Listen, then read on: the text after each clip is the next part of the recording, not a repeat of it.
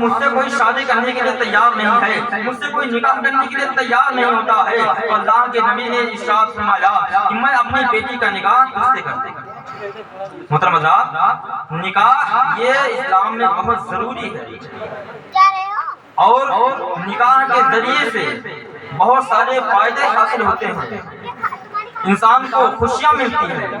اس لیے کہ عورت کو جو ہے یہ سکون کہا گیا ہے۔ جب اللہ تبارک و تعالیٰ نے حضرت آدم علیہ السلام کو پیدا کیا اور جنت میں رہنے کے لیے حکم دیا،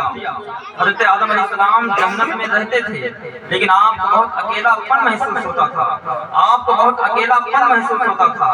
آپ وہاں پر اکتا رہے تھے، تو پروردگار عالم کی بارگاہ میں عرض کیا، اے پروردگار عالم، مجھے یہاں پر بہت اکتاہٹ محسوس ہوتی ہے، میں یہاں پر مجھے اکیلا پن محسوس ہوتا ہے۔ اللہ تبارک و تعالیٰ نے آپ کی بائیں پسلی سے حضرت حوا رضی اللہ تعالیٰ عنہ کو پیدا کیا، اور پھر اس کے بعد میں حضرت حوا رضی اللہ تعالیٰ عنہ کا نکاح حضرت آدم علیہ السلام سے کیا، اور پھر یہیں سے نسل آبادی، نسل انسانی شروع ہوتا ہے۔ محترم حضرات غور فرمائے، آج کے دور میں نکاح اتنا مہنگا ہو گیا ہے، شادی اور بیاہ اتنی مہنگی ہو گئی ہے،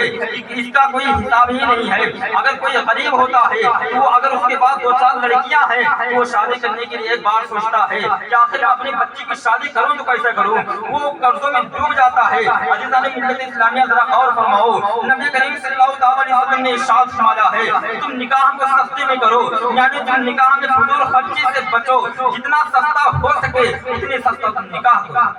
سبحان اللہ۔ محترم حضرات، اور نکاح کے تعلق سے اللہ تبارک و تعالیٰ قرآن مقدس میں ارشاد فرما رہا ہے فَانكِحُوا مَا طَابَ لَكُم مِّنَ النِّسَاءِ وَثُلَاثَ وَرُبَاع،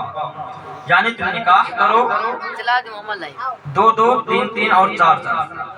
محترم حضرات، ہم جو نکاح کا جو خطبہ ہے اس میں اللہ تبارک و تعالیٰ نے 3 آیتیں بیان کی ہیں، اس میں جو ہے 3 آیتیں ہیں، اس میں